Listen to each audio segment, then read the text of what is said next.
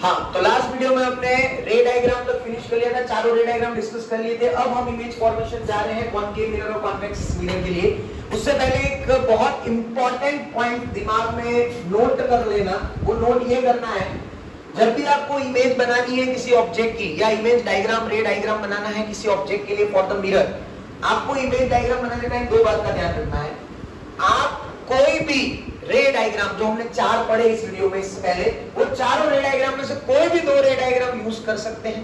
Use करने के बाद जब रिफ्लेक्शन हो जाए लाइट का, उसके बाद वो जिस पॉइंट पे पहली बार अपने आप को मीटअप करेंगे, या जब दो रे डायग्राम आफ्टर रिफ्लेक्शन पहली बार एक दूसरे को इंटरसेक्ट करेंगे, उसी पॉइंट पे आपको क्या मिलेगी? इमेज। ये पॉइंट क्लियर कर देना। तो जैसे कि मैं इमेज फॉर्मेशन इन कॉनकेव से स्टार्ट कर रहा हूं। सबसे पहला ऑब्जेक्ट सबसे पहले हम कहां रखते हैं? At infinity. तो ये मेरा बन गया कॉनकेव मिरर।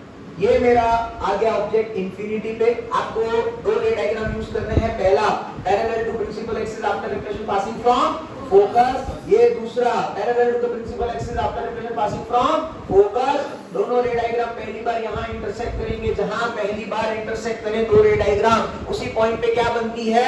इमेज। तो यहां पे मुझे क्या मिलेगी? इमेज। तो जब ऑब्जेक्ट इनफाइनाइट पे होता है, इमेज कहां बनती थी? एफ पे। देखो बन रही है।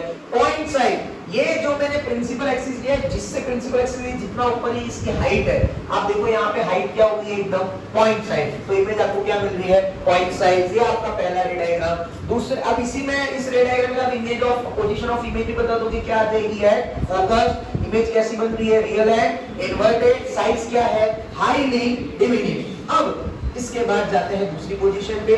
दूसरी पोजीशन आपकी क्या है? Beyond c. ये सी, ये एफ, ये पी, बियॉन्ड सी मतलब यहां।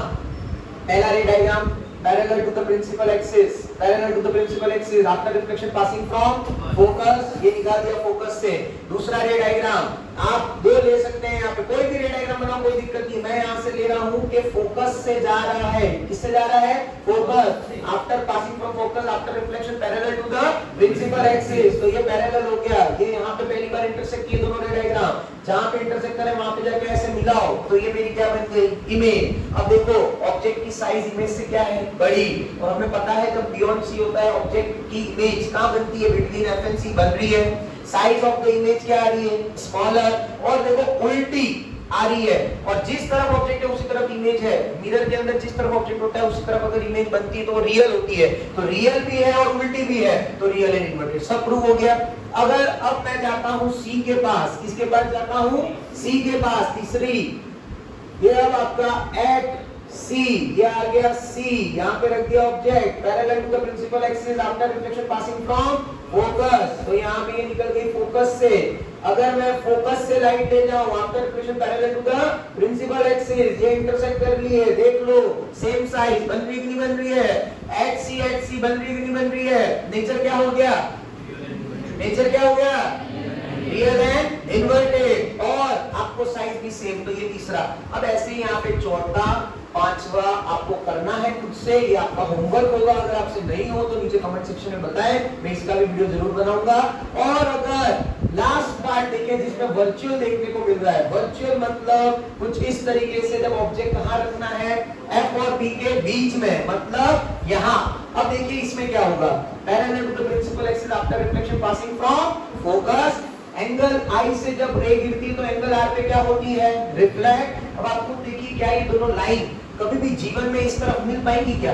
ये इस तरफ जा रही है, ये इस तरफ जा रही है, कभी मिलेगी क्या? नहीं। पर अगर मैं इसको पिछवाड़े साइड मिलाऊं, मिरर के पीछे मिलाऊं तो मिलेगी? मिलेगी। कैसे मिलेगी? ऐसे करके मिलेगी। मिलेगी ना? और जिस पॉइंट पे ये मिलेगी वो क्या हो जाएगी? मेरी इमेज। और ये अपीयर टू है। अपीयर टू है मतलब जिस तरफ ऑब्जेक्ट है उसकी दूसरी तरफ इमेज है। तो नेचर कैसा हो जाएगा? वर्चुअल। और जब भी वर्चुअल बनता है देखो इमेज सीधी बन रही है, मतलब इरेक्ट। नेचर क्या हो गया? Virtual and erect. साइज क्या हो गई? Highly enlarge. तो जब भी एफ और पी के बीच में ऑब्जेक्ट होगा तो इमेज ऐसी बन जाएगी। क्लियर है? ये आपके क्या हो गए? 6 रे diagram for the case of concave mirror. अब इसी में अगर मैं कॉन्वेक्स की बात करूं तो कॉन्वेक्स के अंदर तो सिंपल सी दो ही है। ये आपका बन गया कॉन्वेक्स, ये इंफिनिटी वाले पे तो सेम बनाना है जो कॉनकेव के फर्स्ट पे बनाया है। यहाँ इंफिनिटी पे ऑब्जेक्ट को रखोगे तो इमेज वही parallel to the principal axis दोनों तरफ से जाएंगी, वापस आके कहां मिल जाएंगी? फोकस पे। तो इमेज कहां मिल जाएगी? फोकस। बात आती है कहीं यहाँ पे, तो यहाँ पे देखो कैसे आएगा, parallel to the principal axis, after reflection convex mirror है तो ये डाइवर्ज करेगी पहले तो लाइट, क्या करेगी, डाइवर्ज, पीछे किसी पॉइंट पे फोकस पे यहाँ मिलेगी, तो ये आ गया फोकस, यहाँ से एंगल आई, एंगल आर पीछे ले जाओ किसी पॉइंट पे यहाँ मिल रही है, ये बन गई इमेज। इमेज की साइज ऑब्जेक्ट से क्या बन रही है, छोटी, कैसी बन रही है, नेचर कैसा बन रहा है, वर्चुअल एंड इरेक्ट, तो ये आपका हो गया इमेज फॉर्मेशन। ठीक है, तो ये आपके 8 इमेज फॉर्मेशन टोटल हमने किए। कितने इमेज फॉर्मेशन किए हैं, 8। उसमें 6 किसके थे, कॉन्केव मिरर, और 2 किसके थे, कॉन्वेक्स। ये हर बोर्ड एग्जाम्स के लिए बहुत इंपॉर्टेंट है। 10 सीबीएसई आरबीएसई बोर्ड में हर बार यहाँ से क्वेश्चन आता है, very most important you have here, तो इसका जरूर ध्यान रखें। अब यहाँ पे एक नोट बहुत अच्छे से समझ जाए, आपका जो कॉन्वेक्स मिरर है और एक तरफ आपका कौन सा मिरर है, कॉनकेव मिरर। कॉनकेव मिरर को हम कहते हैं कन्वर्जिंग मिरर। कौन सा मिरर कहते हैं, कन्वर्जिंग। और कॉन्वेक्स मिरर को हम क्या कहते हैं, डाइवर्जिंग मिरर। कन्वर्ज, इकट्ठा करना, जब कॉनकेव में लाइट आती है मिरर पे, वो लाइट को अपनी तरफ लेता है तो वो कौन सा कहलाता है, कन्वर्जिंग। डाइवर्जिंग मतलब दूर फेंकना, कॉन्वेक्स पे जब लाइट आती है वो लाइट को कहां फेंकता है, दूर, तो वो क्या करता है, डाइवर्ज, इसलिए इसको डाइवर्जिंग मिरर भी कहते हैं, इसको कन्वर्जिंग मिरर भी कहते हैं। अब इनके यूजेस नॉर्मली हमारे आसपास हम इसका बहुत यूज करते हैं। सबसे पहले कॉनकेव मिरर की बात करूं, कॉनकेव मिरर आपकी जो हेडलाइट्स होती है व्हीकल्स में, उसके आगे जो मिरर लगता है वो भी कॉनकेव मिरर होता है। जब भी बहुत सारी बीम दूर से आ रही है और उसको एक फोकस पॉइंट पे एक सिंगल बीम में कन्वर्ट करना हो तो भी हम कॉनकेव मिरर यूज करते हैं। डेंटिस्ट हो गए, आपके जो मैकेनिकल इंजीनियर्स वगैरह होते हैं, टोपी पहन के यहाँ पे लाइट फीड करते हैं, वो लाइट में जो मिरर लगता है वो भी कौन सा लगता है, कॉनकेव। कॉन्वेक्स मिरर की यूज की बात करो, कॉन्वेक्स मिरर की एक केस सिंपल है, वो हमेशा इमेज को कैसा बना के देता है, स्मॉल।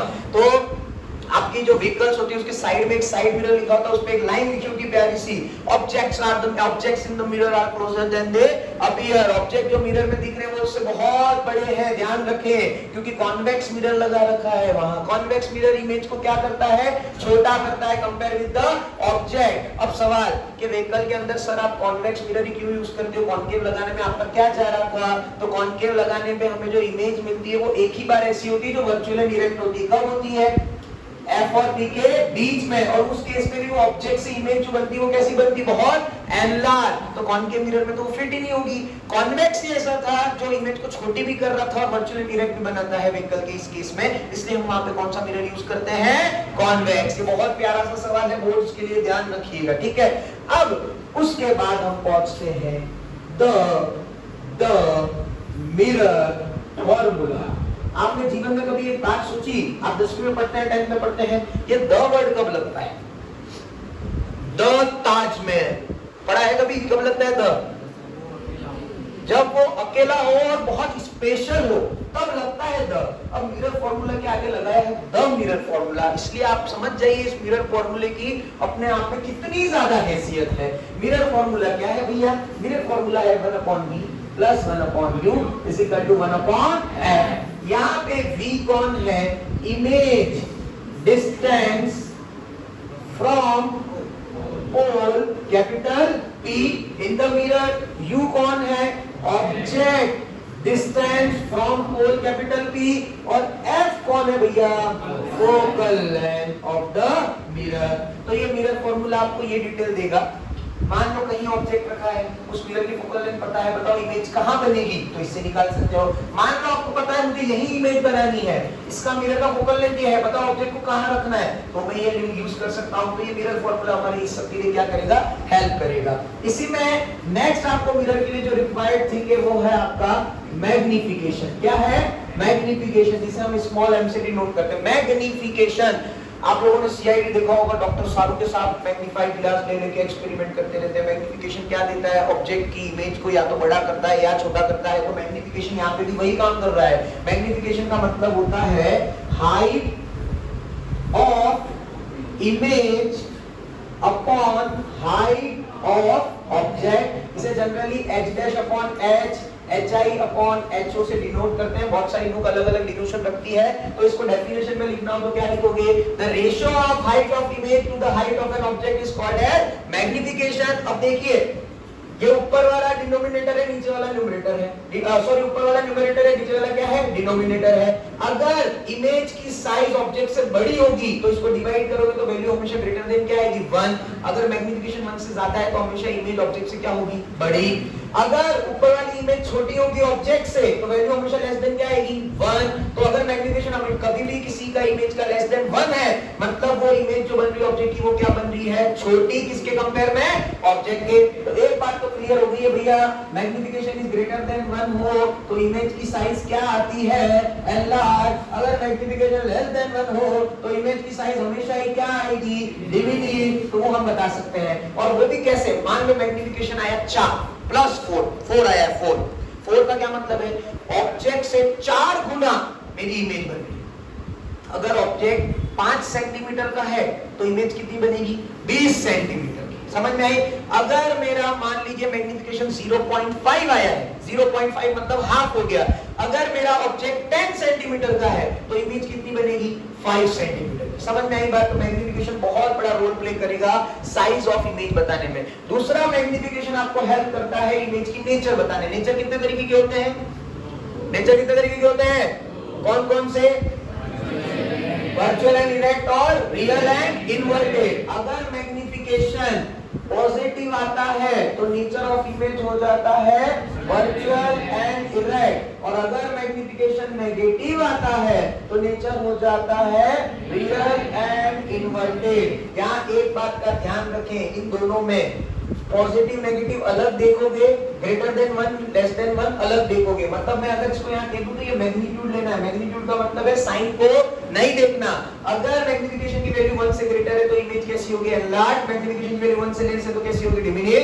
अगर मैग्निफिकेशन पॉजिटिव है तो नेचर कैसा होगा, वर्चुअल एंड इरेक्ट। अगर मैग्निफिकेशन नेगेटिव है तो नेचर कैसा होगा, real and inverted. Got it, यहां तक सब समझ में आ रहा है, बहुत बढ़िया। अब हम यहां से आगे चलेंगे। अब ये मिरर फॉर्मूला भी खत्म, मैग्निफिकेशन भी खत्म। अब आपके पास यहाँ एक बहुत इंटरेस्टिंग चीज आएगी कि जब ये फॉर्मूला मैं यूज करूं तो ये VUF की जो वैल्यू है ये इंसर्ट करने से पहले मुझे क्या आना चाहिए, तो मुझे एक ही चीज आनी चाहिए जिसका नाम है यहाँ पे न्यू कार्टेशियन साइन कन्वेंशन। क्या नाम है, न्यू कार्टेशियन साइन कन्वेंशन, जिसे मैं NCSC के नाम से जानूंगा। क्या कहते हैं इसको, new cartesian sign convention. Cartesian system 9th class में भी आप लोगों ने पढ़ा होता है। कार्टेशियन सिस्टम क्या कहता है, एक्स एक्सिस, वाई एक्सिस, बीच में कौन होता है, ओरिजिन। इधर वाली एक्स एक्सिस पॉजिटिव, इधर वाली वाई एक्सिस पॉजिटिव, इधर वाली एक्स एक्सिस नेगेटिव, इधर वाली वाई एक्सिस नेगेटिव। तो यही कार्टेशियन है, यही मिरर को लेना है। क्या करेंगे, कॉनकेव बना दीजिए, कॉन्वेक्स भी बना सकते थे, दोनों में से कुछ भी बना दीजिए। ये उसका क्या होता है, और आपको इस रूल के हिसाब से एक बात ध्यान रखनी है कि आपका ये जो पोल है वो कार्टेशियन सिस्टम के ओरिजिन की तरह ट्रीट होगा। किसकी तरह ट्रीट होगा, ओरिजिन। तो मैं P को यहाँ कार्टेशियन का ओरिजिन मान देता हूँ, और एक बार के लिए समझने के लिए 2 लाइनें बना देता हूँ कुछ इस तरीके से। ये मेरी x हो जाएगी और ये मेरी y।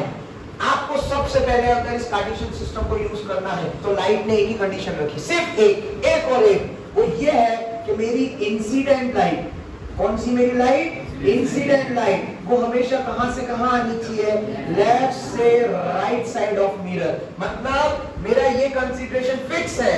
अगर मैं ये साइन कन्वेंशन यूज करना चाहता हूं कि मेरी इमेज कहां से आएगी, हमेशा लेफ्ट से राइट, और उसमें भी अगर लेफ्ट से राइट आनी है तो कॉनकेव है, तो कॉनकेव का रिफ्लेक्टिंग पोर्शन ये है, तो कॉनकेव ऐसे रखा जाएगा। अगर कॉन्वेक्स है तो कॉन्वेक्स का रिफ्लेक्टिंग पोर्शन ये वाला है, तो कॉन्वेक्स ऐसे रखा जाएगा। समझ में आ गई बात। मतलब जिस तरफ से लाइट आ रही है उस तरफ ऑब्जेक्ट है, जिस तरफ ऑब्जेक्ट है उसकी हम क्या बनाना चाहते हैं, इमेज। अगर इमेज बनाना चाहते हो तो वो पोर्शन भी रिफ्लेक्टिंग होगा तब इमेज बनेगी। तो अगर लाइट इधर आ रही है तो इस तरफ कौन सा पोर्शन रखना है, रिफ्लेक्टिंग, और इस तरफ यहाँ पे कॉन्वेक्स के टाइम पे ये रिफ्लेक्टिंग। ठीक है, तो आपको इसमें पहला rule number 1, the incident light is always taken from left to right side. Rule number 2, अगर ये करते हो तो इस प्रिंसिपल एक्सिस के साथ में अगर आप इस साइड कोई भी डिस्टेंस मेजर करोगे वो हमेशा होगा नेगेटिव, क्योंकि ये नेगेटिव कौन सी एक्सिस है, y।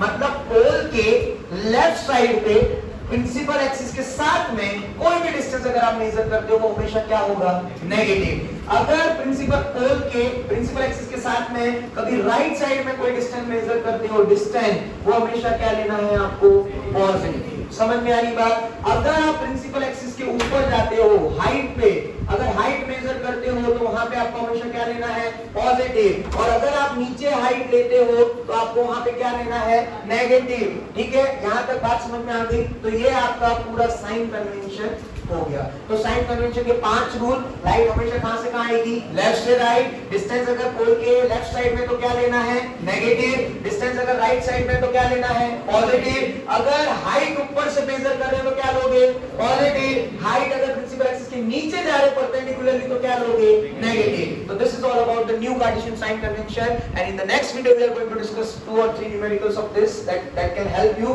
कि मिरर फार्मूला और मैग्नीफिकेशन कैसे डील होता है।